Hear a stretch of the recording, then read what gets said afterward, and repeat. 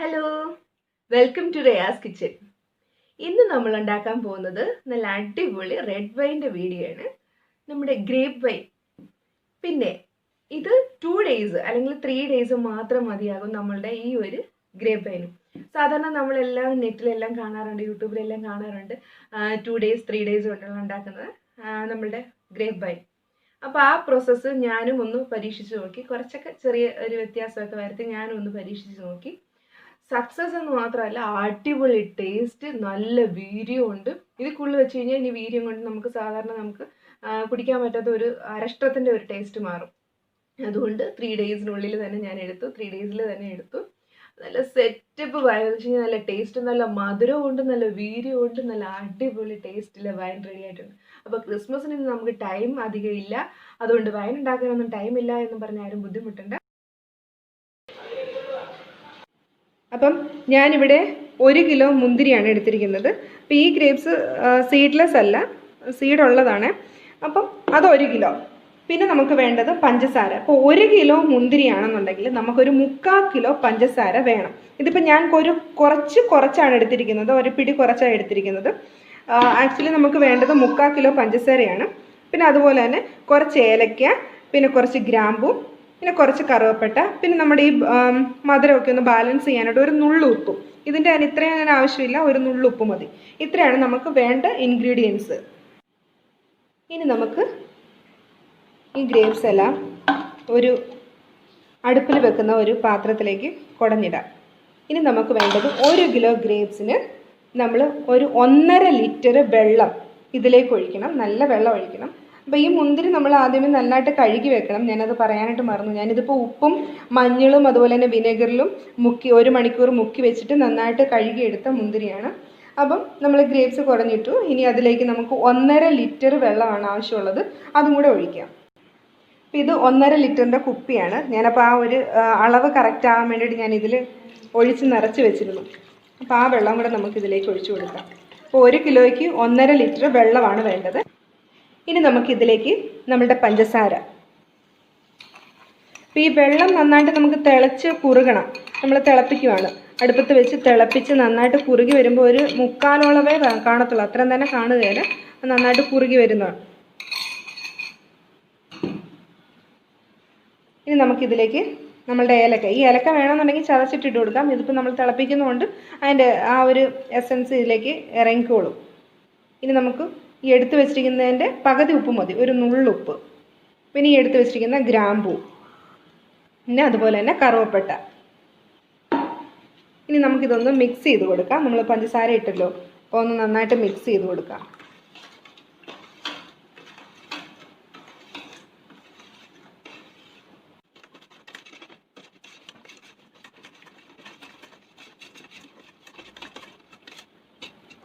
Mix ചെയ്തിട്ടുണ്ട്. ഇനി നമുക്ക് നേരെ ഇത് ഗ്യാസിലേക്ക് വെച്ച് കൊടുക്കാം.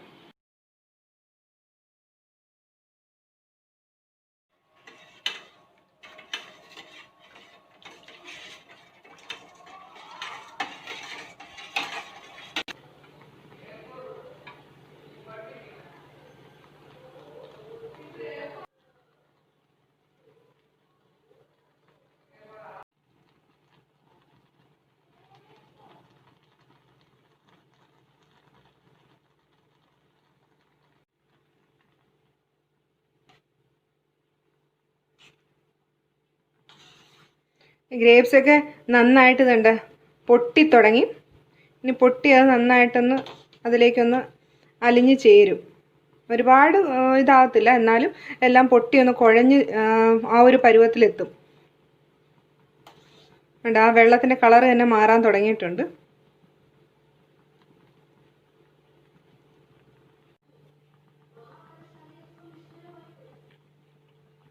നമുക്ക് വക്കോളം വെള്ളം ഉണ്ടായിരുന്നു.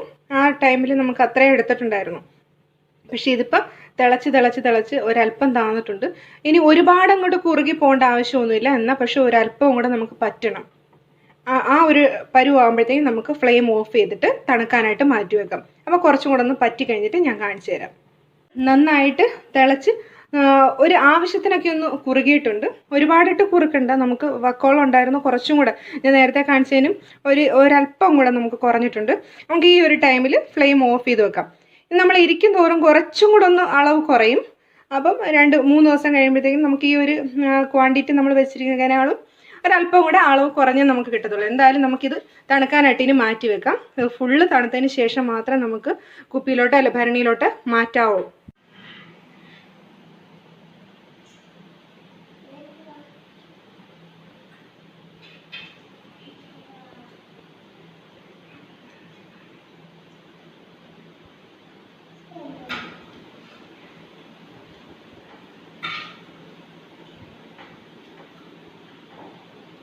അപ്പോൾ ഞാൻ 4 മണിക്കൂർ ഏകദേശം ഇത് തണുക്കാനായിട്ട് മാറ്റി വെച്ചിട്ടുണ്ടായിരുന്നു. 4 മണിക്കൂർ കഴിഞ്ഞതിന് ശേഷമാണ് ഇന്ന് നമുക്ക് ഇതുപോലെ ഇപ്പം കാണിച്ച ആ ഭരണിയിലേക്ക് നമുക്ക് ഇത് എടുത്തിടാം. കൽഭരണിയോ അല്ലെങ്കിൽ ചില്ലുഭരണിയോ അങ്ങനത്തെ ഏതെങ്കിലും നമ്മളുടെ ഫൈബർ ഭരണിയില്ലേ, ആ ഭരണിയോ അങ്ങനത്തെ ഏതെങ്കിലും, നമ്മുടെ പ്ലാസ്റ്റിക്കിൻ്റെ അകത്ത് ഒരിക്കലും വെക്കരുത്. പ്ലാസ്റ്റിക് കുപ്പിയോ ഭരണിയോ അല്ലാതെ ബാക്കി എന്താണെങ്കിലും സ്റ്റീലിൻ്റെ അകത്തും വെക്കേണ്ട.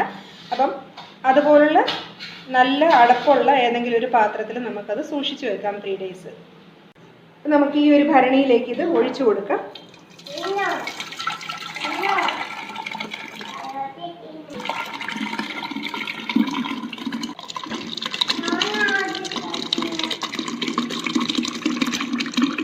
നമുക്ക് ഇതിലേക്ക് നമ്മളുടെ ഈ ഒരു ടീസ്പൂൺ ഉണ്ടല്ലോ, ടേബിൾ സ്പൂണല്ല, ടീസ്പൂണിന് 1/2 സ്പൂണോളം ഇൻസ്റ്റൻറ്റ് ഈസ്റ്റ് അതും കൂടെ ഇതിലേക്ക് മിക്സ് ചെയ്ത് കൊടുക്കാം. ഇതിട്ട് കൊടുത്തതിന് ശേഷം നന്നായിട്ടൊന്ന് മിക്സ് ചെയ്ത് വെക്കുക.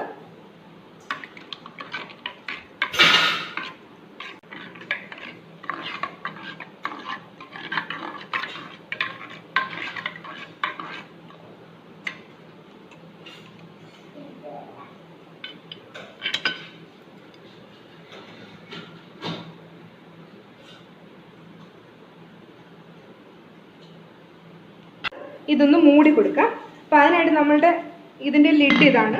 അപ്പോൾ അതിന് മുൻപായിട്ട് നമുക്ക് ഇതുപോലത്തെ ഒരു ബട്ടർ പേപ്പർ എടുക്കുക. ബട്ടർ പേപ്പർ ഇല്ലെങ്കിൽ ഒരു കോട്ടൺ തുണിയാണേലും മതി. പണ്ട് കാലത്തൊക്കെ നമുക്ക് കോട്ടൺ തുണിയാണ് വെച്ചുകൊണ്ടിരിക്കുന്നത്. അപ്പോൾ ഈ ബട്ടർ പേപ്പർ എടുക്കുക, എന്നിട്ട് ഇതുപോലെ വെക്കുക. ലിഡ് നല്ല ടൈറ്റായിട്ട് തന്നെ മൂടുക. എന്നിട്ട് വീണ്ടും തുണിയായിരിക്കും നമുക്ക് സൗകര്യം. ഇല്ലാന്നുണ്ടെങ്കിൽ തുണിയില്ലെങ്കിൽ ഇതുപോലൊരു പ്ലാസ്റ്റിക് കവർ എടുക്കുക. അതിനുശേഷം നമുക്ക് ഇതുപോലത്തെ ഏതെങ്കിലും ഒരു ചരട് കൊണ്ടോ അല്ലെങ്കിൽ ടോയിങ് കൊണ്ടോ, അതായത് കെട്ടിക്കഴിഞ്ഞ് കഴിഞ്ഞാൽ പൊട്ടിപ്പോകരുത്, അതുപോലത്തെ ഏതെങ്കിലും ഒരു ചരട് കൊണ്ട് നന്നായിട്ട് കെട്ടിവെക്കുക. നന്നായിട്ട് തന്നെ ടൈറ്റായിട്ട് കെട്ടിവെക്കുക.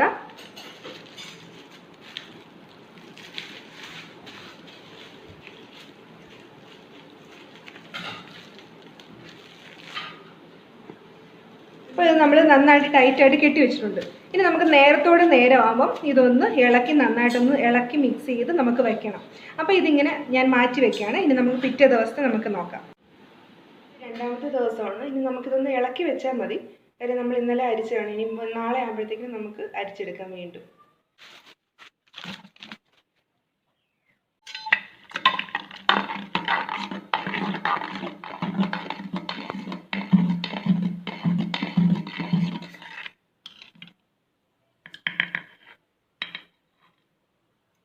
ഇത് വെച്ചിട്ട് നമ്മളുടെ കറക്റ്റ് 3ാമത്തെ ദിവസമായി. നമുക്കിനി ഇത് ഓപ്പൺ ചെയ്ത് വീണ്ടും ഒന്നും കൂടെ ഒന്ന് അരിച്ചു വെക്കാം. ഇന്നലത്തെ കണക്ക് തന്നെ നന്നായിട്ട് പുളിച്ച് പൊങ്ങി ഇരിപ്പുണ്ട്. കണ്ടോ, നല്ല സെറ്റായിട്ട് അടിപൊളിയായിട്ടുണ്ട്. നല്ല സ്മെല്ല് വന്നിട്ട് വയ്യ. ഇനിയിപ്പോൾ ഇത് നമുക്കൊന്ന് ടേസ്റ്റ് ചെയ്ത് നോക്കി കഴിഞ്ഞാൽ അടിപൊളിയായി.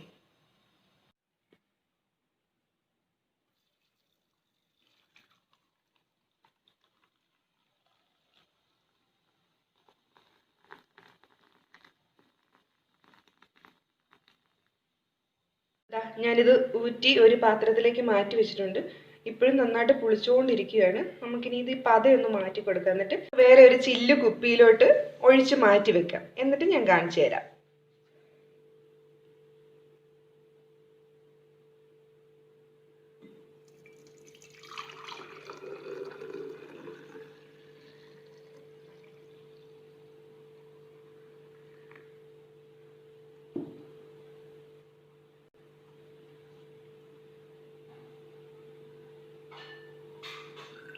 നമ്മൾ ഗ്രേപ്സ് മേടിക്കുമ്പോഴത്തേക്കിനും വില കൂടിയ ഗ്രേപ്സ് തന്നെ മേടിക്കണം, എങ്കിലേ അതിനൊരു മധുരം കാണത്തുള്ളൂ.